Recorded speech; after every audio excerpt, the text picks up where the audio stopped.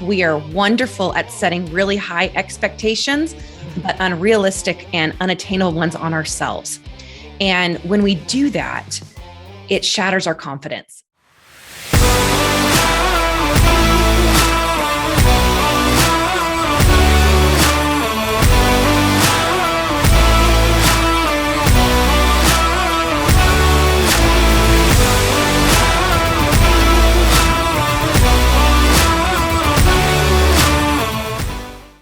Hi, everyone. Welcome to another episode of Women Worldwide. Thank you so much for tuning in and for being here. Well, it's a new week, and there's another guest who shares and reflects on her career journey and offers plenty of advice to you on how to embrace innovation, creativity, and insights, and to be a problem solver. I sat down with Amy Pyles, who is the president of Saxum, which is a digital integrated agency. And Amy and her team, they solve complex problems for brands and organizations. And she helps brands to make better connections with the people they serve. She works with companies such as Walmart, Procter & Gamble, and Anheuser-Busch. And Amy and I discussed a lot of different topics, but she focused on how to embrace technology, insights, and innovation, and to be a better problem solver, and how women, what skills they need specifically, and how they can use those skills to climb up the corporate org chart. Amy also shares something really interesting and gives advice about why women have such unrealistic expectations and how they can get past that. And that's unrealistic expectations for themselves.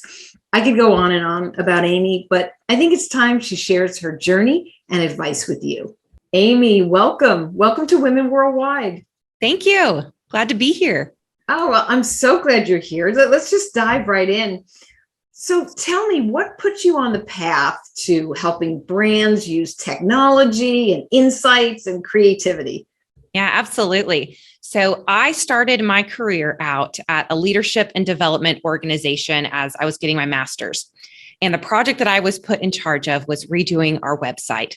And so I got to work with this really awesome agency to build the site. And I loved the process so much of how we brought creativity and the analytical thinking of how you lay out a website, that when I was finished with that master's program, I jumped over to the digital agency and worked for them.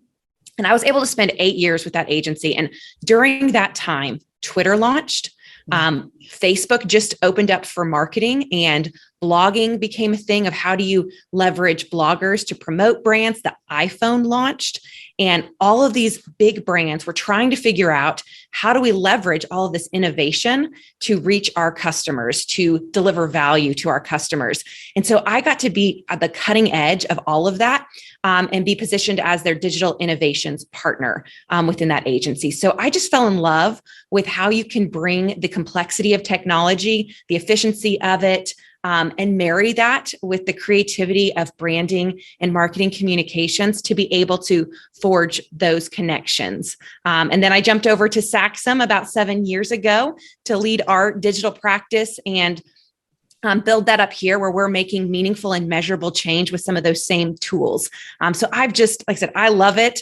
There's a lot of change, a lot of creativity, and a lot to learn every day within this space.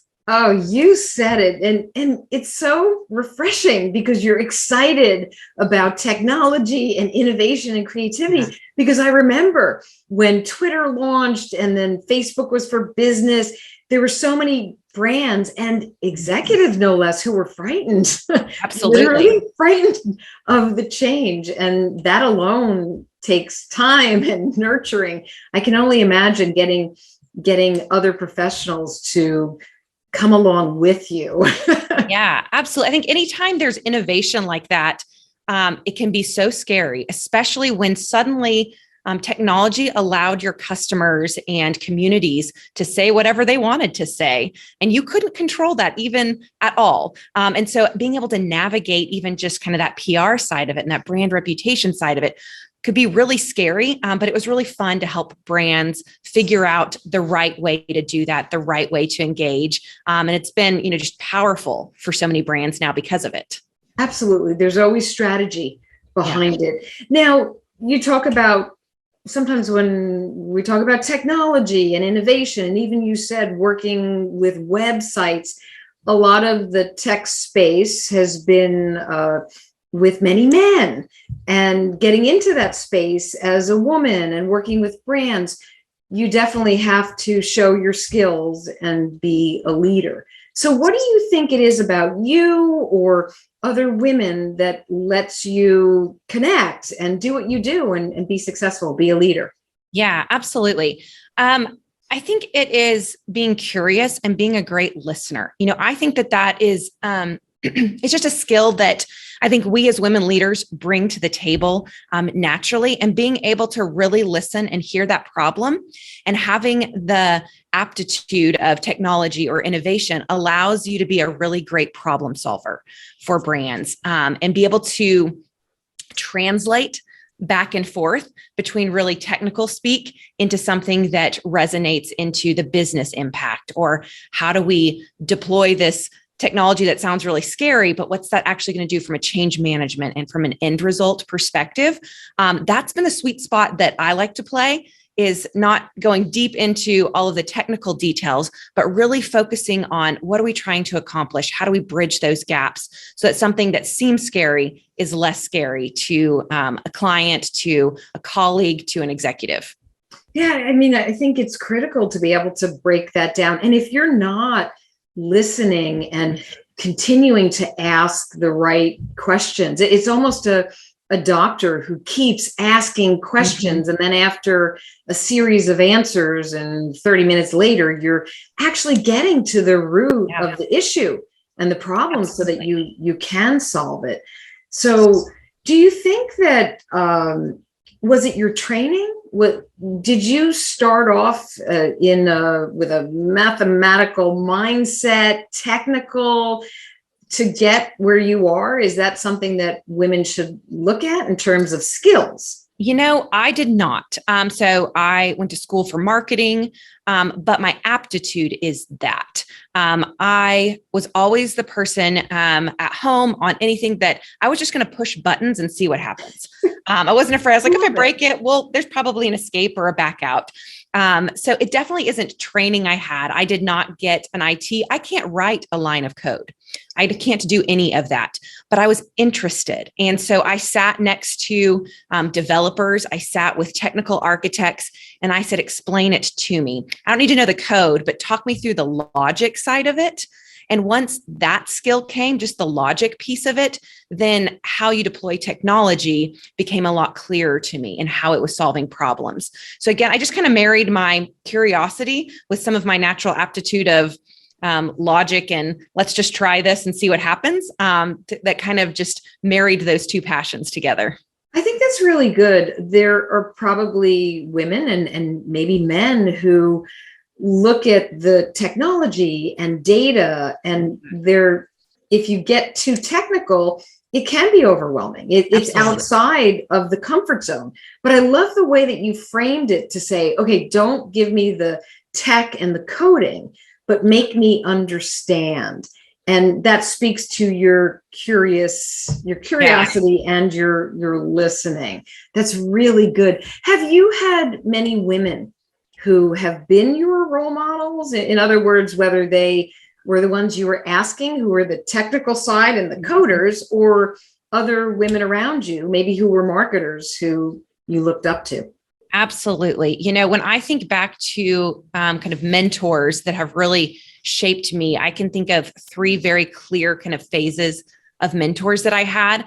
I think my first mentor in that kind of first role as I jumped into agency, she taught me how to be confident and how to use my voice, how to speak up and have an opinion within that, which was such a critical skill, I think, when you're early in your career, is just to how to lean into that.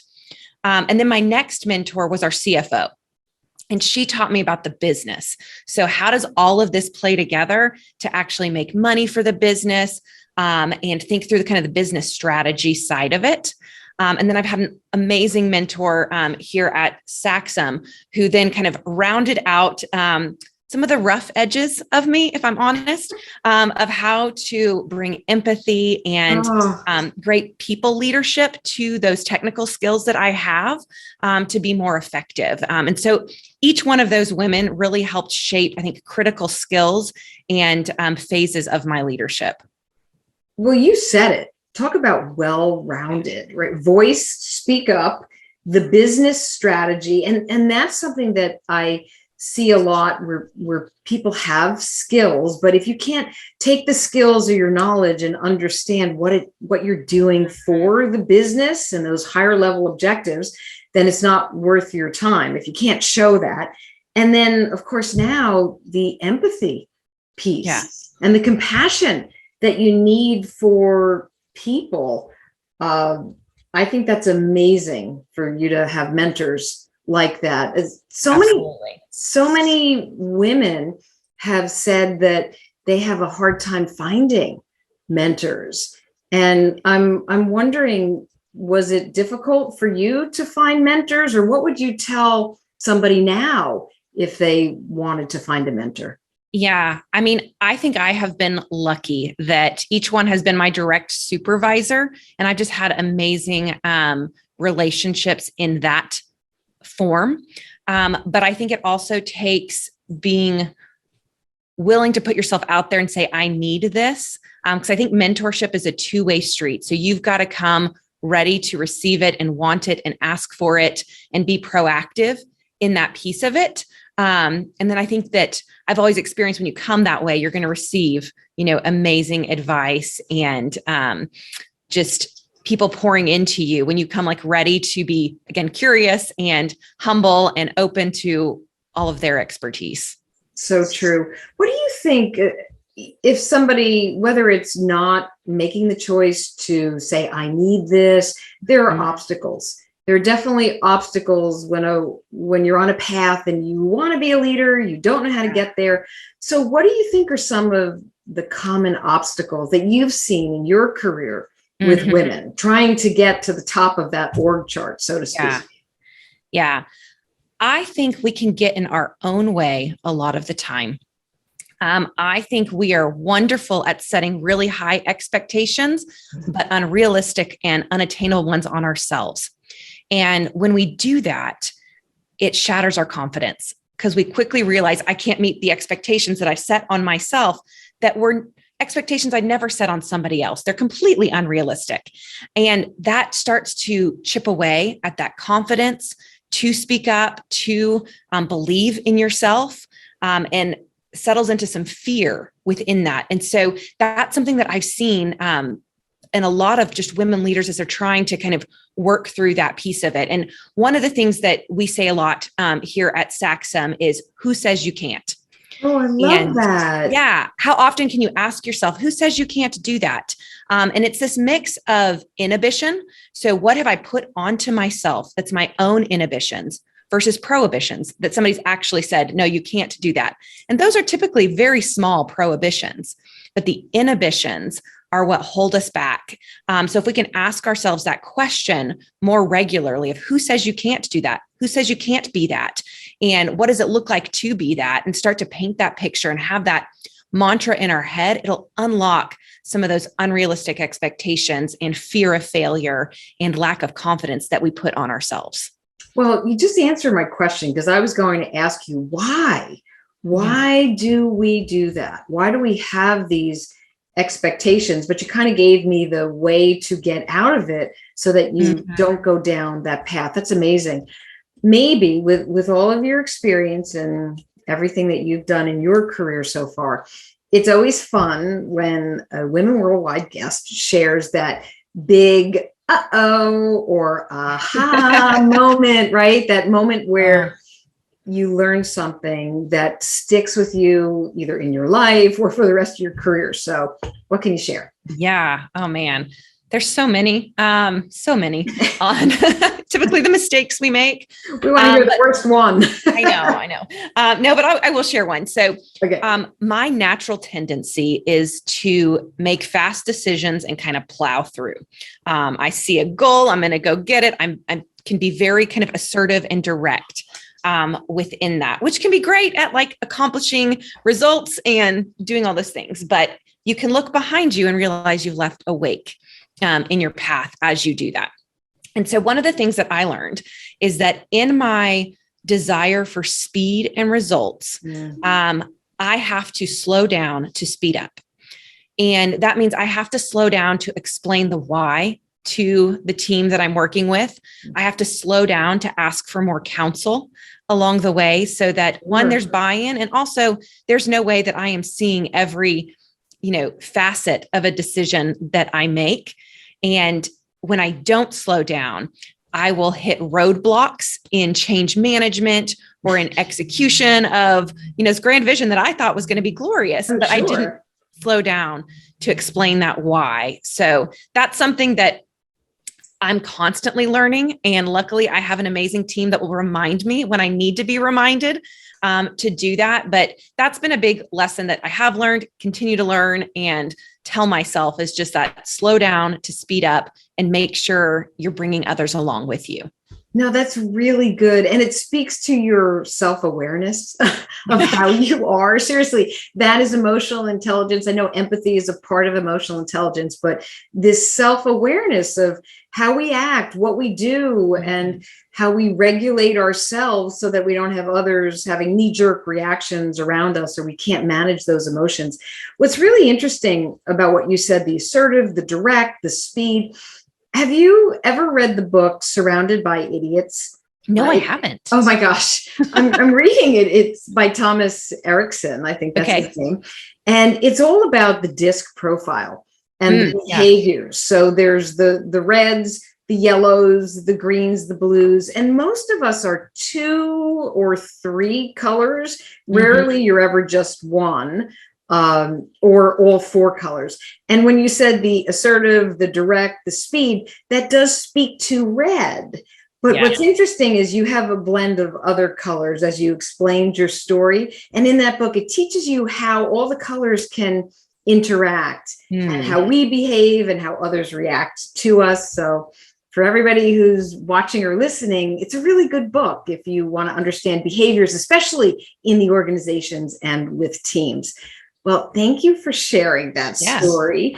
You and your team must be constantly learning to work with the companies that you work with and to do the good that you're doing through innovation and technology. Where do you go to learn? Yeah. I'm a sucker for a good email newsletter, which sounds like so lame, but I do love a good email newsletter. But I love that. Right? MarTech is one of my favorites in just that marketing technology space. Civic Science is a great data and trend newsletter. It's also a little snarky, which I'm there for. So I appreciate that one as well. But more than that, I like to try to reverse engineer things I see out in the wild. So if I see something interesting in my Instagram feed or an ad in any space that we might be in, or an article that I think had some strategy behind getting that, earned media placed, I just try to reverse engineer it to think about what were they trying to accomplish here? How did they target? What did they do to deliver that? And that's where I get the most inspired, is just kind of reverse engineering micro moments that I see out in the wild.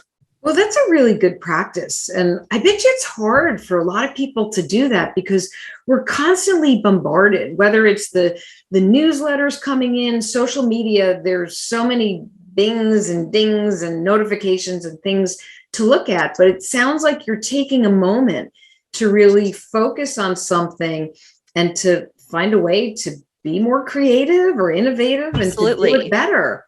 When we see something that adds value to us, that's out in, marketing, or it's a communication piece, as a marketer, I like to ask that, well, why did that add value to me? And what was their insight or their technology that connected that? And how can I bring that to, a client campaign or to Saxum's marketing? That's really good. So you have all of these tools and resources, and you're being innovative, and your teams are rising and grinding and shining every single day. you must get stressed. There must be some Yeah. level, teeny bit of stress that you all go through. So for you, what do you think is, how do you handle stress? Yeah. Um, well, I am an avid tennis player. Ooh, And I picked it up right as the pandemic started. So I've been 2 years doing this, and it has been the most phenomenal thing for my stress. And I know people say, like, I exercise or I do all this. And I'll admit I wasn't a regular like exerciser until I found tennis. But what it does for me, and I think people could find different ways to accomplish this, is it engages the mind because I have to think about what I'm doing. So it takes my mind off of anything else and it puts it into a very in the moment, tactical, but still strategic mindset. It gets my body moving, which just helps get me going. But it also connects me with other women that just fill my bucket as well. So I have a wonderful tennis team that we do all that. So it just kind of checks all of those buckets of having a social connection, getting your mind off of it, getting you moving, and just helps me reframe my perspective of what really matters. You know, the stress of the day is typically not something life threatening. It's nothing that is really warrants my emotional reaction that I'm having. And so I've just found that outlet allows me to just balance out the way I need. that's really good. Two things come to mind. I often say, how is this helping me right now? or is this going to matter 5 years from now? Because it's not surgery. And then the other is, I remember saying, I had never played tennis before. And somebody asked me to play tennis. And I said, oh, that looks easy. No, tennis is not easy. So good for you to be in the mind and the moment and balancing the tactical and the strategy.